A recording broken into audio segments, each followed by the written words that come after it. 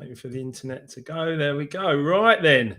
It is Wednesday evening here in the UK. We are surviving lockdown 3. It's only just started, but we're putting out the positive messages across all of the platforms. Life Remixed is coming out in February, so we're putting great messages out there to the world and keeping everyone smiling and positive throughout this challenging time that we're going through. So as you know, 7:30 p.m. on a Wednesday evening is time for Straight Talking with my good self.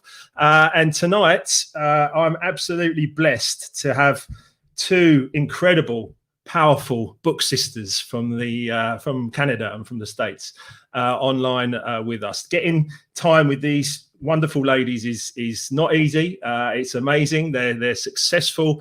They are prolific, and they publish and market books non-stop. They've committed their lives and their purpose to it, and they're wonderful people. I'm just getting to know them and I'm loving the process. First of all, I've got Judy O'Byrne with us, and Judy is the CEO of Hasmark Publishing, which she'll tell us more about when we get into the interview. Plus, of course, she's also the author of 2 books herself called Unwavering Strength, and she's marketed and released through Hasmark Publishing hundreds, if not thousands of books, and she'll tell us more about all of that when I introduce her. And of course, her sister, Peggy McColl, her sister is an incredible, prolific woman, author of 19 books, with a new book just out this week called Savvy Wisdom, that Bob Proctor has said is one of the greatest books he's ever read. He's absolutely loving it. So I've just ordered mine. I can't wait to get it.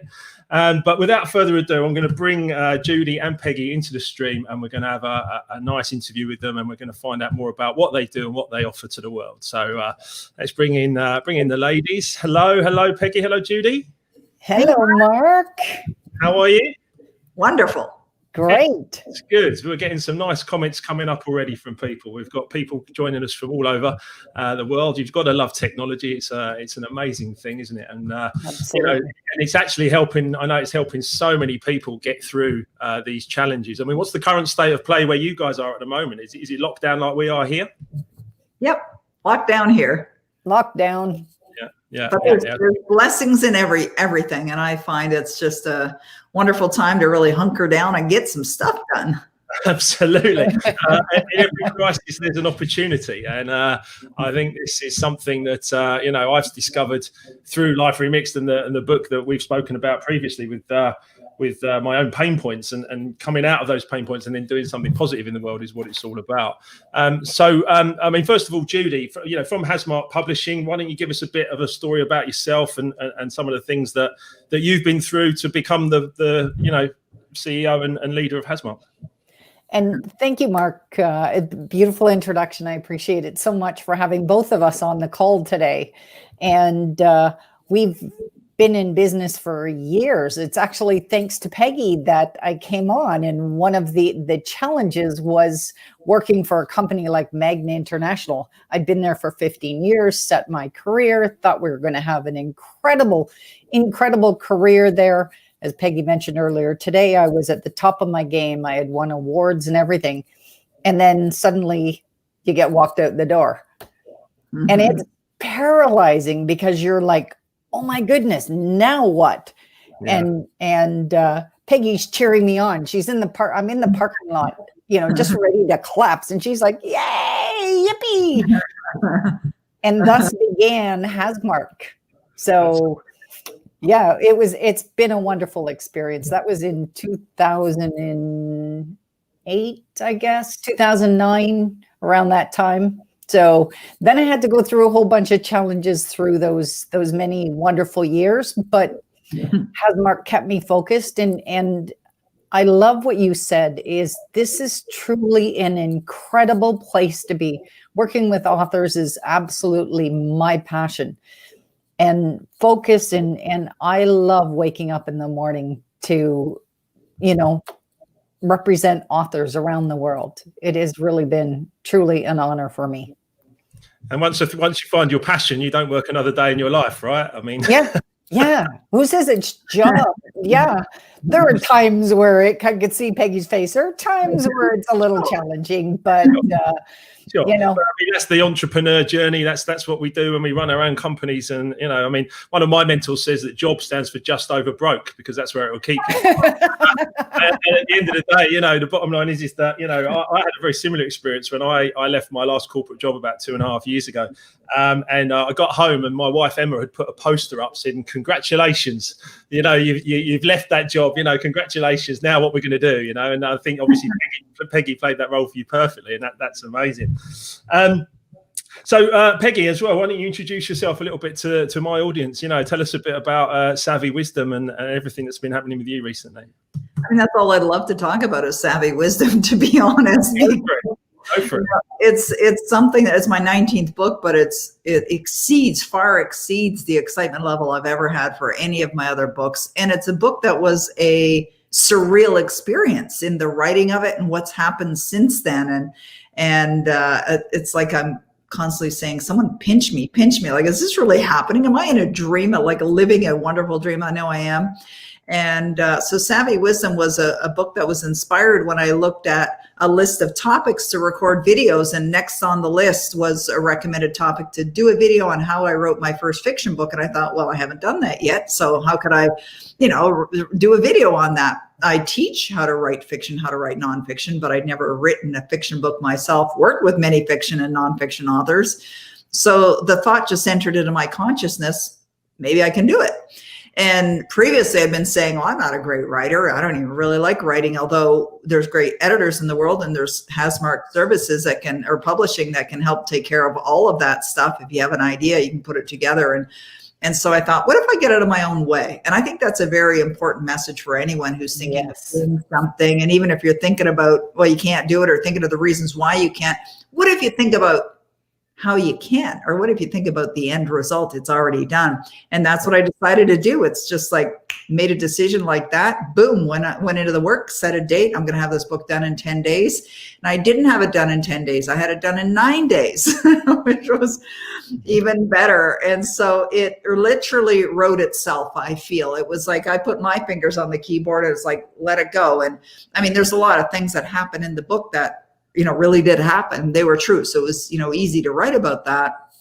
But there was stuff I had to make up, and the flow. And of course, I condensed years into a shorter period of time for the sake of the book. And so it was an absolute blast. It was a life transforming experience. I feel like a different person than ever before. And the things that are happening since then, and it was just released through Hasmark Publishing like a couple days ago.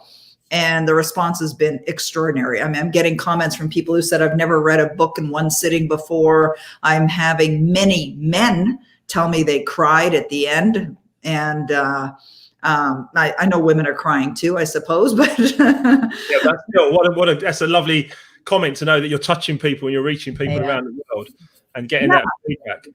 And really, when you think about it, like I defined my purpose in life back in the 90s, and that was and is to make a positive contribution to the lives of millions. And I feel like I do it through my work and helping other people with their work, like you, Mark, and Judy, and, you know, everyone that's really looking to make a positive difference. And I feel that this to me, it cements it. It just sort of takes it to a whole new level. And you've got a spectacular endorsement, I believe. We were talking a little bit earlier. Why don't you tell us about that? Yeah, Bob Proctor has, I had emailed him when the 10th day. So I wrote the book for 9 days. On the 10th day, this idea popped in my mind to ask Bob Proctor to write the final letter from Savvy, who's a character in the book, to Sophie, who's the other character in the book.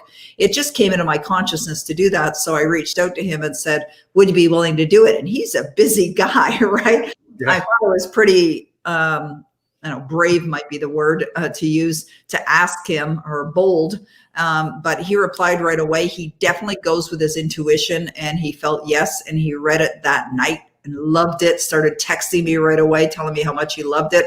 And he wrote the final letter, which is amazing. And we recorded it together. I went to his studio on the 19th of December, happened to be my birthday. He had a card there to Sophie from Savvy, which is really sweet. And we recorded it for audible.com. It's being edited right now, but it'll be out when it is. Yeah. And of course, recording it again, like for him to sit there and do the dialogue, because I did, the narration, he did the voice of Savvy. it got him connected to the material again. And he was just having this download, if you will, just saying, this is going to be so big, so huge. Like he said, you've really hit it out of the park with this one. It's so good. And he just wanted to tell the world. And, you know, he's got his team on board at Proctor Gallagher Institute saying, let's do anything and everything we can promote it. And then he created this video.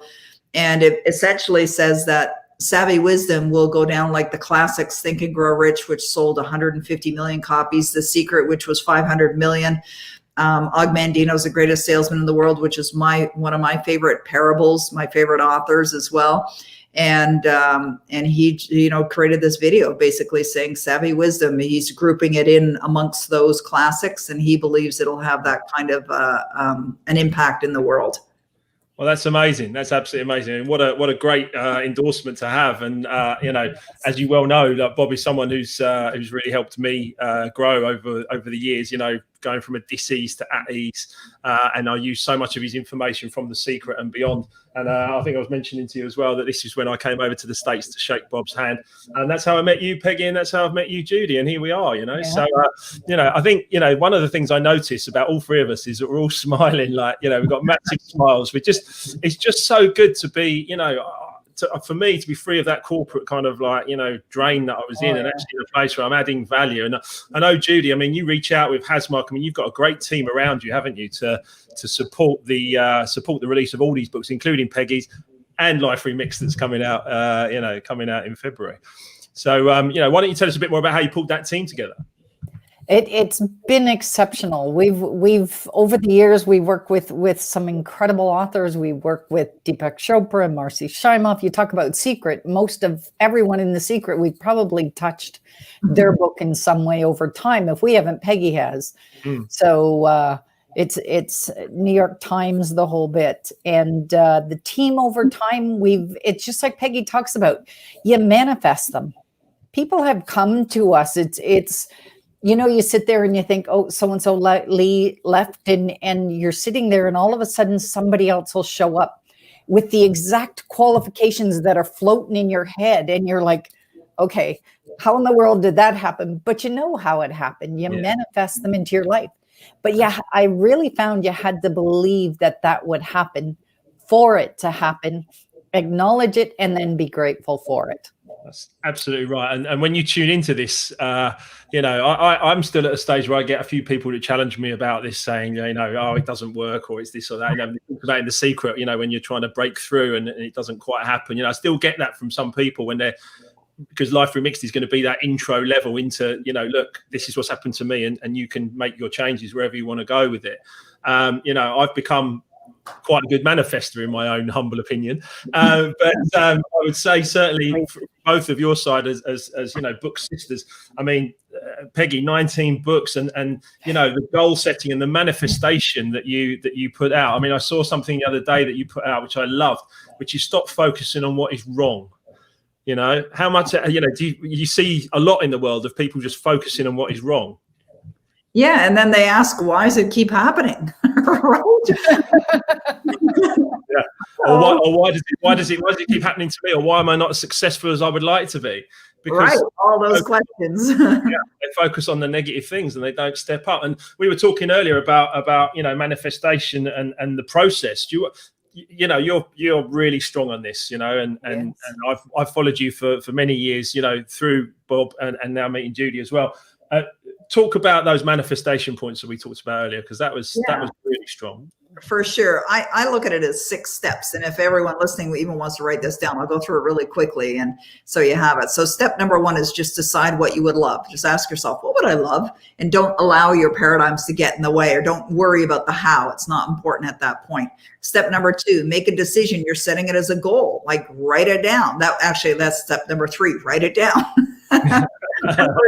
You really solidify the goal when you write it down in present tense, as if you're already there. So step 3 is write it down and commit to it. Step 4 is determine what it feels like when you have that in your life. So just imagine, you know, the success is already there.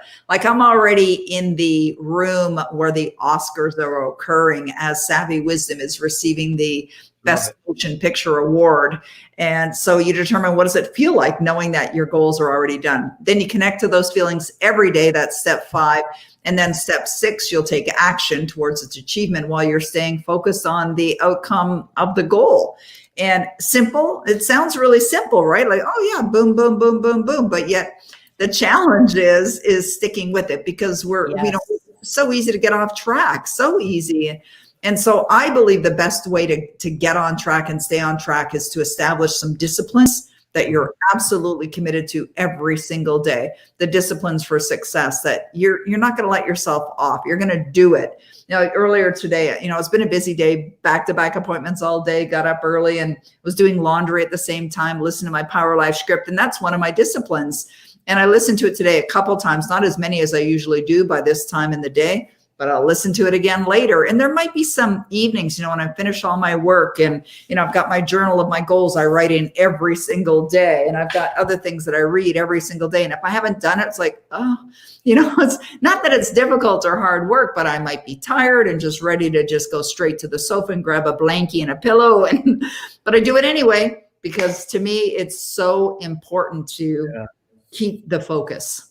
It's that commitment, isn't it? It's that decision and that commitment.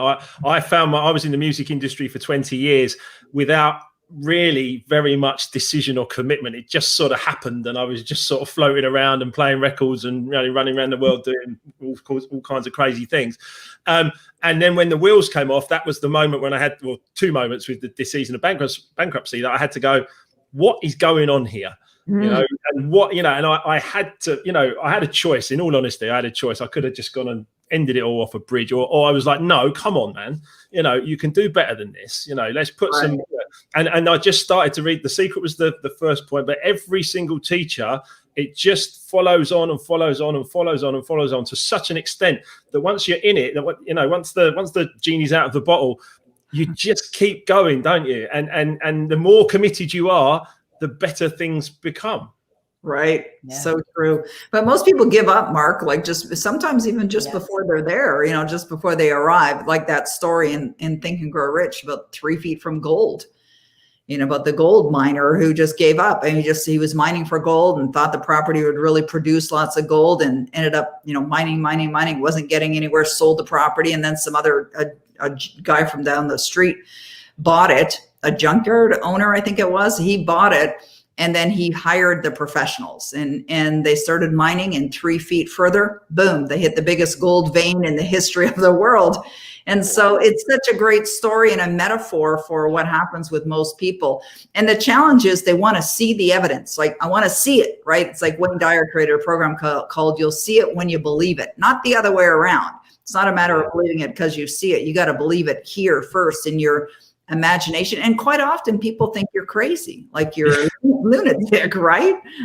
But, you know, especially in England. Being conservative, you mean? It's so true, right? It's so true that, you know, believing is seeing. But when I was brought up in the mentality of seeing is believing. Right. I believe when I see it. And I've heard Bob say, and I've heard you say as well, it robs you of your role in the creative process. Right. When actually, you know, I'll believe that when I see it. It's almost like, huh, you know, it's like, no. We are creative beings. We're transmission towers. We, you know, been given a beautiful mind and an amazing body, and let's put that out there and do something with it. And, you know, my mission is having been through these challenges, is to help as many people as possible. And that's why I'm so in tune with both of you guys, you know, because that's your mission. And you know, I love it. I'm so inspired by just this time, but all the time that we can spend together. So, as far as music goes, you know, I was a bit of a DJ. As far as music goes, what's the kind of music that sort of moves you, Judy? What's your favorite songs and favorite things that you like musically?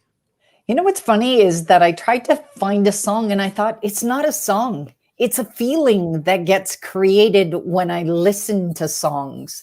So like, I can tell you of artists I really like, more so than I actually had to go online and I had to go look up their song titles.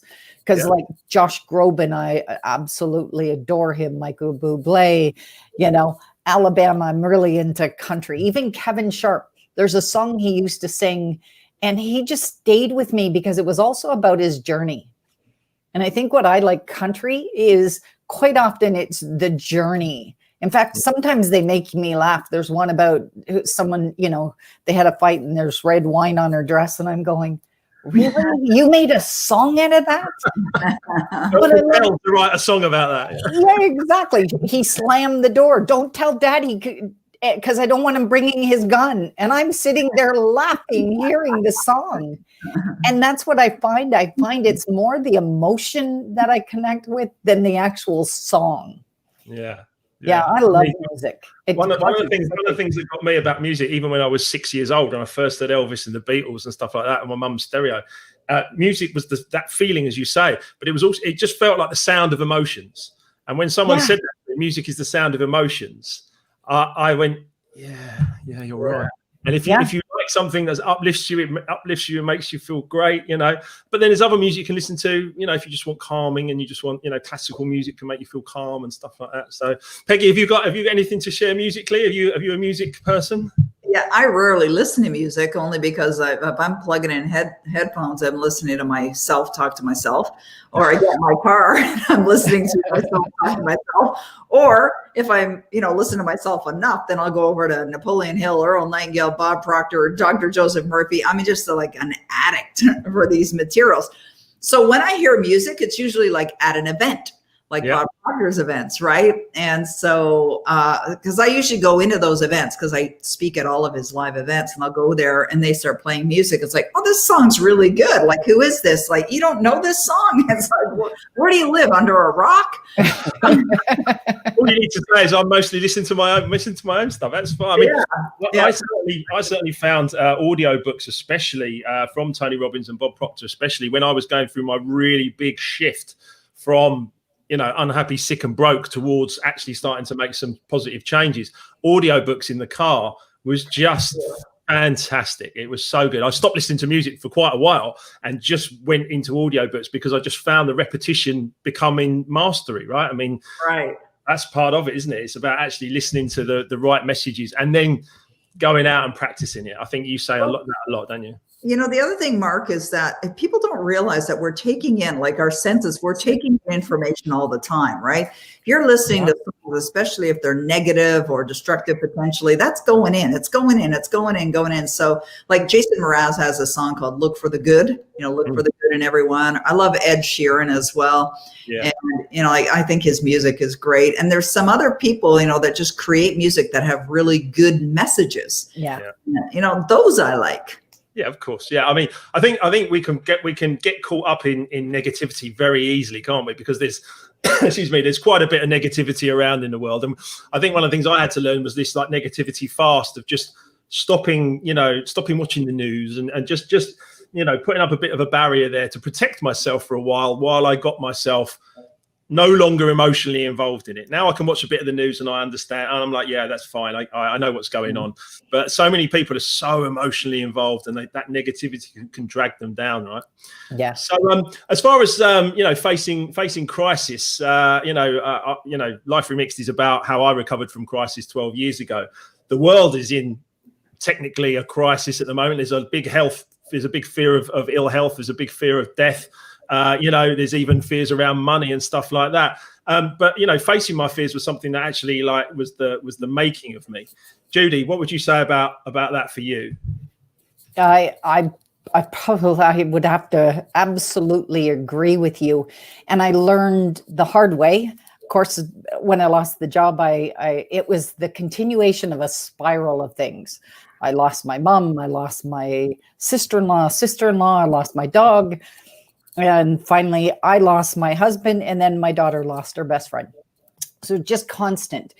And you really have to dig deep because you have a choice. And I always remember that in my book that I actually put in it, that there was a time that I have a dog, and he used to go hide under the bed. And that's exactly what I wanted to do, was hide under the bed. And I thought, but you can't. Like, you want run away. And that's actually when the story about Florida and how the house came to being is because I needed to run away. Mm-hmm. When I got there, I realized I was only running away from myself. So I was coming with me, suitcases and all, I was going. So now it's like, okay, how do you get out from under the bed and stand tall? And I realized it's about coming out of it as a victor instead of a victim. So the choice I made was, I'm going to be a victor in all of this. I'm not going to let me become a victim. So I don't ever talk when Unwavering Strength is all about all that happened. I don't ever talk about it like it was the worst time of my life. It was the biggest growth time of my life. I never felt like I lived through any regrets during that time. And that was really key, but it really helped me to grow. And I think more than anything, it made me find my passion and not continue down the road of having a job. Yeah. I get to live my dream every single day, and I love it. People talk about age, retirement. What is that? Like, what the heck? I don't know, because it's not on my radar. Why would you retire from something that you just love doing, right? I know. I wake up in the morning, and honestly, before I get out of bed, sometimes I'll have that feeling like, oh no. And then I'm going, oh no. Oh yeah. And you switch it. Peggy taught me this though. Switch it immediately. You can take it from bad and you can go forward, or you can take it as good. And I choose every single morning to take that as good. And I thank the universe, whatever it is, the higher self, the higher being. I thank them every single day for allowing me the opportunity that I have. Wow. I've got another coach and mentor who says, don't waste a heartbeat. We're here for a while. He wrote a book called At the End of the Day after his own physical collapse. Runs a company now that does all the health and safety around Chevron in the States, all the energy companies, called Equilibria. And don't waste a heartbeat. It's so, we're not here for that long, are we? So we need to get on with it and make something good happen. And I think one of those big fears that comes up is people's fear of failure. You see that a lot. Mark, what did you say? I said, do you see that a lot with fear of failure? Because you must have people that come to you, they want coaching, they want to be trained how to become an author. Yeah. But they must have to overcome some fears, right? Yeah, I think it's fear of failure. It's also fear of success. I think people have an assumption that if you become successful, it means you have to sacrifice your family or values. And that's not true. It just gets better, better and better when the more successful you are. It positively influences your family. Judy and I can attest to that. It's definitely positively impacting our family, our success for sure. But I see it both ways. Fear of failure and fear of success. I'm not sure which one I hear more of than the other. They're both very strong. That's interesting because, it's people's belief systems, isn't it? It is. It's people's belief systems that can be quite deep rooted. I know I've learned from Bob and from people such as yourselves about the subconscious mind, which I knew nothing about. No one teaches you that at school, do they? And learning about the subconscious mind and how it works, and then being able to actually then realize that I can reboot and reprogram and remix and go again and actually do it in a completely different way. Yeah. It's been life-changing for me. And I you must both get a lot of value from seeing people actually, I suppose, not just like me, but people actually coming into your world and then actually being able to step up and grow and become authors. That must be amazing for both of you. It is. I think that's the probably the greatest joy in what we do is that we get to help people not only write their book, which is a great accomplishment on its own, but it's a life transforming experience personally. Never mind what you're going to do for the people in the world. I remember writing my first book and getting to I was probably two-thirds of the way through. And I remember having this thought, even if nobody reads this book, I know I've grown as a result of making the decision to write it. Now, I wanted people to read it. Of course, I didn't write it just for myself. That's not the point. Yeah, exactly. But it's what you become. It's what you become. It's like in the journey. That the whole journey of life is becoming someone new all the time. And we have a choice, don't we? Create or disintegrate. That's one of the universal laws. Is it create or disintegrate? And you have a choice, second by second, minute by minute, to, as you were saying earlier, Judy, to look at everything and make that decision and say, no, it's good and I'm going to learn from it, or it's great and I'm successful and everything, but you are the creator. You have the choice. And I think when the more people that understand this, the better it will be. And you know, I know you guys reach out far and wide into worldwide, and I absolutely love what you do, and I'm really proud to be associated with you, and really happy that that we're all working together. As far as books go, you're well known for saying this particular phrase, which when I first heard it, I said, "What?" But the more I understand it, the more I get it. 5% is right in your book, and 95% is marketing your book. Right. Yeah. I think it's like I remember when I heard it for the first time. I remember sitting in the ballroom of this book marketing conference in Los Angeles, and Jerry Jenkins was on stage, and he said, if you're an author in the room, which we all were, it was a book marketing event. He says, if you're an author and you've written your book, congratulations, 5% of your job is done. I'm like, what? Like, yeah. Ages. Yeah, this is a big job, man. And he said 95% is the marketing. And it's so true. I mean, it's true of movies. It's true of products. It's true of businesses. It really doesn't matter what you're talking about here. You could have the best product, best program, best thing in the world, widget. But unless the world doesn't know about it, what good is it going to do anyone? Best kept secret. That's right. I mean, you both have a sort of marketing background from when you worked in other companies, right? Yeah. So, you know, that was easy transferable skills for both of you, was it? No. I don't know. Great answer. Tell me why. No, I worked for Magna. I was in business development. I had nothing to do with marketing. I'd never done marketing in my life. I was bookkeeping, then I got a degree in accounting, and then I went into business. I actually went into project management and evolved into business development. And I actually created the role within Magna. They didn't have it before. And it had nothing to do with marketing because I'm inside, right? I'm doing the accounting part of it. But I had Peggy, so that helped me a lot. But I think more than anything, it comes down to passion, and then it's believing. I wasn't worried about a success so much. I think what Peggy said is maybe the growth of success has probably been my biggest paradigm, I would say. So, but definitely I wasn't worried about failure. I don't know. I just set my mind, just because that's what she said. Set your mind and do it, and I did it. And it's like, well, you're both very wise to be where you are. I mean, I read recently, and I do like it, that nothing of note was ever achieved in a comfort zone. Right. Oh, so yeah. That's you know, how do you feel? I mean, Peggy, even now, I mean, even in the last few weeks, even when you've written this book and released this book, Savvy Wisdom, you've moved outside of a comfort zone, as you mentioned earlier. For sure. The writing was moving outside the comfort zone, it was letting it go to the world, because you know, I remember being at that very same seminar back in 2002 when I had written my first book, and it was a Mark Victor Hansen event, you know, Chicken Soup for the Soul. He knew something about marketing books, and he had said, the higher you rise, the more people will throw stones at you. And I remember when he said that, I was thinking, oh my goodness, it's so true. Think about actors, you know, or politicians, like anyone that becomes famous in the world.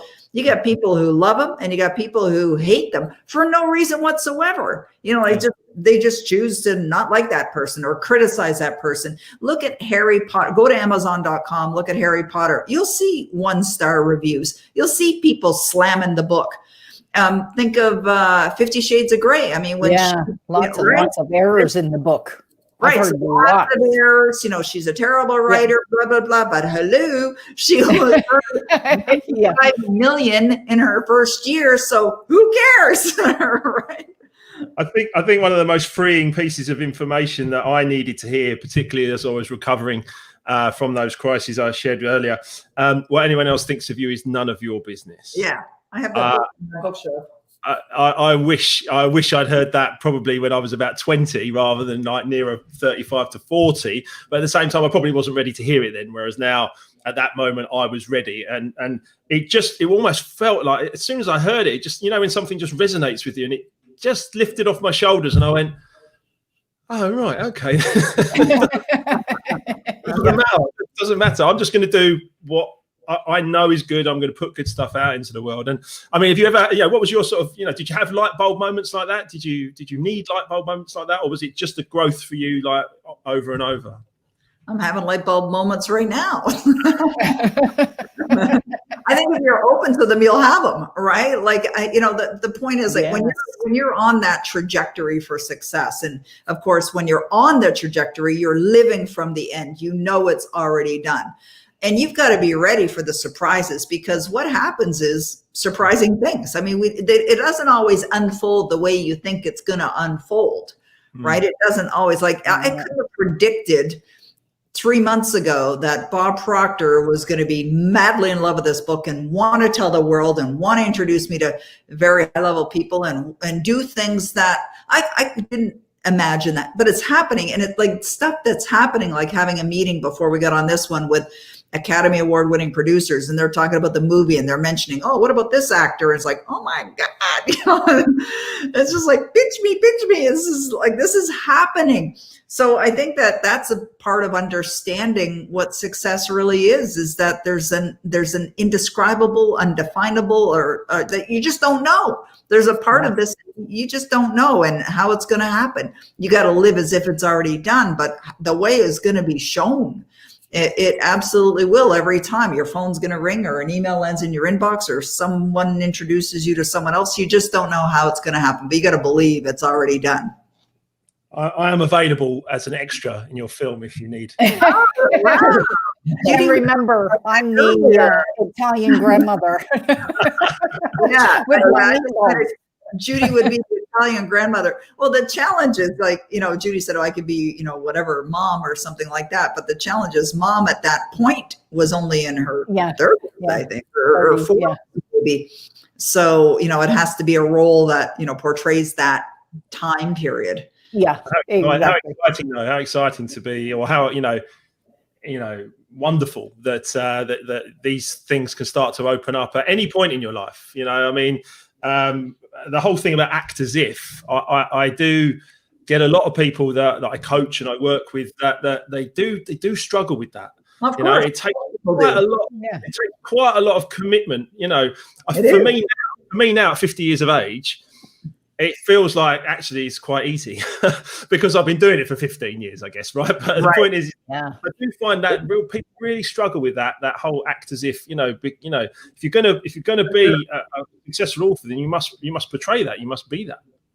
Neville Goddard, who's my favorite author, says that you've got to reach that point of conviction. That's what he says, the point of conviction. What's the point of conviction? That's when it's done. It's done. Now, at first, you set the goal. You're not going to know it's done. You got to condition yourself. It's like working out the muscles, right? You don't go to the gym and go, yeah, I just lifted 50 pounds. I'm done. Like, it doesn't work that way.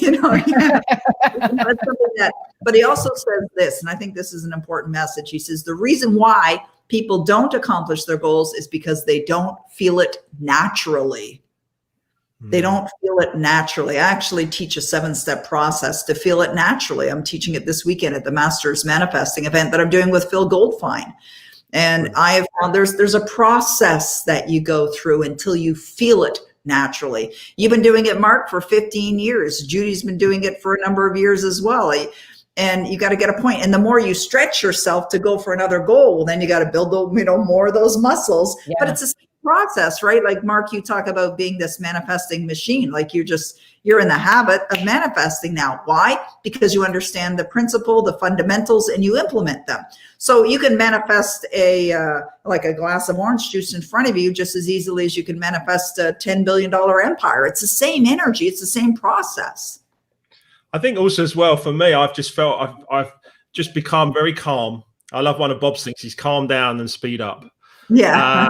And I've just become, I used to be full of anxiety and doubt and worry and I'm not good enough and all these like things that can hold you back. And actually just like, reading the As a Man Thinketh by James Allen and reading the Serenity chapter at the back and breathe and it's all right and just be patient and it all just unfolds as it should and trust in it and, all that kind of stuff is powerful. And, the more people we can reach, and get them to understand and buy into it and develop their own lives to the level that they deserve. You know, people deserve to be. We're supposed to be happy, healthy, and wealthy, right? Right. Yes. So true. And yet there's so much pain in the world. There's so many problems in the world. There's so many things that can go, you know, wrong or whatever people want to call it that.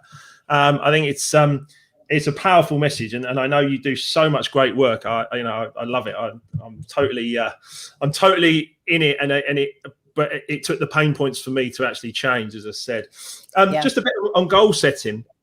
I also know a lot of people that I coach that like to set goals, but they're goals that they can generally, you know, I can get there. You know, I can do that. And I know you, and I know Bob, and I do it myself as well, and I encourage other people. But you know, the whole piece is to set a goal that you have no idea how you're going to achieve, right? I mean, you know, Judy, I mean, you must practice that. You know, what sort of things do you do? And you know, have you found that a challenge, or have you found it quite easy to make happen? The only thing is sometimes a challenge to find the time. But so, and I do the big ones, like once a year we roll out, and Peggy's seen me, I roll out these great big huge forms, and we just keep on, it goes for miles, and we'll do all the tasks. And sometimes I'm not quite sure what it'll look like at the end. And when it's done, you look at it and you go, oh my God, no way, this is just not going to happen. And then you start okay, now I got to turn this. Now I got to believe it really will happen. But I've got to make it for myself. One of the things I learned, it's got to stretch me. It's got to make me feel very uncomfortable, but almost a realistic uncomfortableness to it. You know, like, I don't think that I could sit here.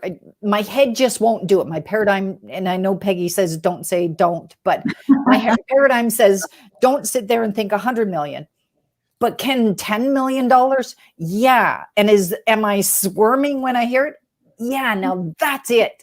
And then the hardest thing for me was to get out of my own way, in the sense of, I got to know how to do it. How do you do it? I got to have the plan. What do I do first? And as soon as I realized that I got to stop that, after listening to Peggy say it about gazillion times, and I don't think I'm exaggerating. Yeah. I realized that it truly is easy. It doesn't mean that it's not hard work to get to easy, but it's easy because it's going to happen. And let go, release how you're going to get there.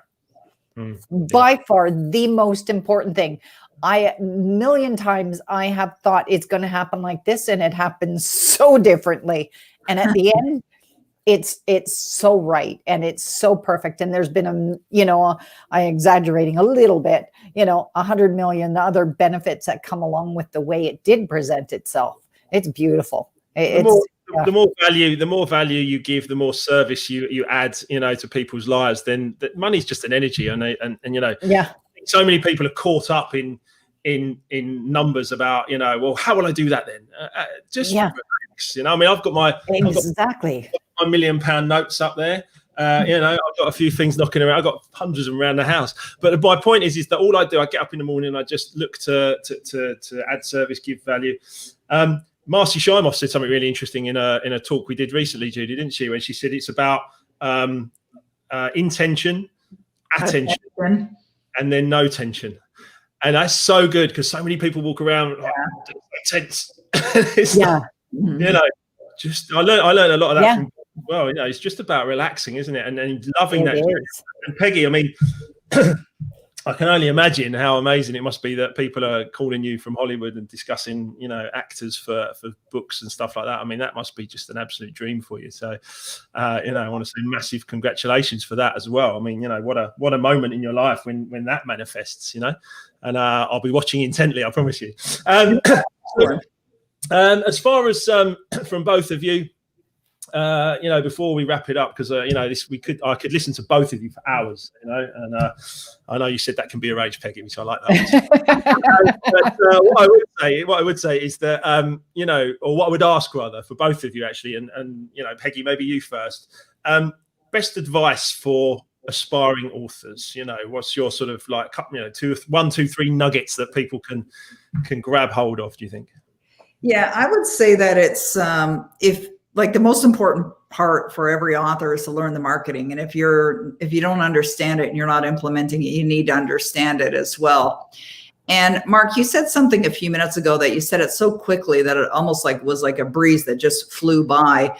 And how you wake up every day with the decision, how will I serve today? That wasn't exactly the words that you said, but like life and the rewards that we receive is there's wonderful benefits in it, but the focus should be on how can we serve? What can I give? What can I do today that can help another more than I've ever done before? I believe if you have that philosophy, you're going to be successful no matter what. And there's very few people that think that way, Mark. It's true. They don't think service oriented. When Judy and I started working together back in I guess it was between 2001 and 2010, somewhere in there, we started working together, and she had proposed that at first, maybe I can work with you in a part-time basis. And I remember thinking to myself, oh, I don't know if that's a good idea. Family members working together. And, I wasn't really sure. And I'm very, very, very focused on my business, and customer service is absolutely important to me. And Judy started working with me, and I was blown away at her level of integrity and how she followed through and how she would go that extra mile. It's like, man, she's a lot like me. Of course, we were raised in the same household. Yeah. Wow. Yeah. I don't know whether we got that from mom and dad or not, but regardless, I think that, you've got to really have a spirit about you that is to serve others, to give to others in whatever way that you can, and authors too, whether it's give a tidbit or a tip or, a piece of information or whatever. And I believe that when you have that way of being, plus all the manifestation techniques, you're going to be a success. I think you're absolutely right. I think the more you give, the more you will receive. It's as simple as that. Yeah. And I realized that by failing, which actually turned out to be two of my the best things that ever happened to me, in all honesty. But actually having those things occur made me realize that I wasn't giving very much at that moment. I wasn't giving great energy. I wasn't doing, enough. And if I could go back and talk to my 20-year-old self, I'd give him I'd have a little chat with him about that. But as it is right now, at least I can do everything I'm doing now with Life Remixed and putting energy out there. Judy, so as far as from your perspective, best advice for aspiring authors, what do you say, apart from come to Hasmark Publishing and what's the best advice you think you can give following on from Peggy there? I think it's to believe in yourself. It truly is, because we have a lot of authors that are afraid. And I think they're afraid of trusting and believing in themselves. Because one of the things I find is that it's like, well, who wants to listen to me? And it's like, I do. Or the other guy, because everything is an interpretation of something else. Yeah. And sometimes hearing your interpretation or Peggy's interpretation, it's going to click. But you alone may not have made me click, type of thing. So when you believe in yourself, then you are going to be to service to others. Yeah, absolutely right. And I've got many favorite films, Shawshank Redemption being one. My story is basically a redemption story, swimming through the river of crap to get out the other side and become better, But one of my other favorites is The King's Speech. Yes. What a film. He says, I have a voice. And you two have a voice, and you help others find their voice. And that in itself is just beautiful. What a way to live, what a way to make a living. I love it. It's wonderful. So what I'd just like to say is, obviously, I'd really like you two to just sort of tell people where they can find you on social media. Where's the best places to connect, website addresses. Please just share with the audience, the best places to be able to connect with both of you. Sure. Well, mine is peggymccall.com, and you can go to peggymccall.com and you'll find all the links to my social media sites as well. So it's peggymccall.com. Brilliant. Yeah. And I was having a look at it earlier as well. And the amount of content that you have is phenomenal, and I think people can do very well just by connecting with you and finding out more about your journey. Read your books, and also investigate your websites, because they're very, very good, very good. I looked at it with my wife, and I was like, we need to do this. Skipping levels, Mark, you'd be great for that. That's how you can get hours and hours with Peggy McColl. Right. Okay. I'm all over it. Thank you, Peggy. Yeah. And Judy, where can people find you and Hasmark? And the best place is Hasmark Publishing International, or hasmarkpublishing.com. We're actually in a revamp mode right now, so watch for a new website to be coming up, because there is one there. But you can contact me through Judy at Hasmark, HASMARK. And by the way, Hasmark is heart and soul of marketing. Such a great name. I know. Perfect name. It was our brother that came up with that idea, I think, wasn't it? Brother Bobby. Brother Bobby. Yes. Excellent. No, that is powerful. When I found that out as well, I was like, okay, that this is done. I must work with Judy, because just that titles, names, they are important. They strike a chord with you, as an individual can. So can a title, a book, everything else. In fact, Dave Fall is just put in a couple of the website things there as well. Nice. And I've got quite a few comments from Dave, from Claire, from Jason. There's quite a few people watching, Michael as well. People commenting, saying how wonderful it is to listen to you both this evening here in the UK, especially as we haven't stopped smiling the whole way through it between the three of us. It's completely natural. We're just happy. There's a lot of people out there that, I don't want to say struggling, but there's a lot of people out there that are having, finding this a difficult time. For me, I think it's a wonderful time to be able to do something of note. All right. I mean, if you want to write a book, this could be your opportunity. If you want to put a book out, this could be your time to write it, or do something special in the world. It could be a good time to plan. It could be a good time to build, to do all sorts of things. So, I think we must make that decision that it is what it is this whole time. It will pass. We'll be back out into a different kind of world, but a world that we are more familiar with, and we must continue to give service and add value. We're getting loads of people. As I'm finishing up, we've got Trush, we've got Danielle saying hi. We've got loads of people saying thank you, Emma as well. So I just want to say from the bottom of my heart, thank you so much for being here tonight. It's been absolutely. I realise it's the afternoon for you, but you know what I mean. And thank you so much. We'll be sharing this out with more and more people. Jenna says hello as well. So you listen. It's been absolutely wonderful to have you both here tonight. Thanks for sharing your wisdom. Thanks for sharing your journeys. And I'm just thrilled to be just warming up and being a part of it. So thank you again. Thanks, Mark. Thank you, Mark. It has been incredible. Lovely. Thank you so much. Right. You're good night. Amazing. Okay. Bye now.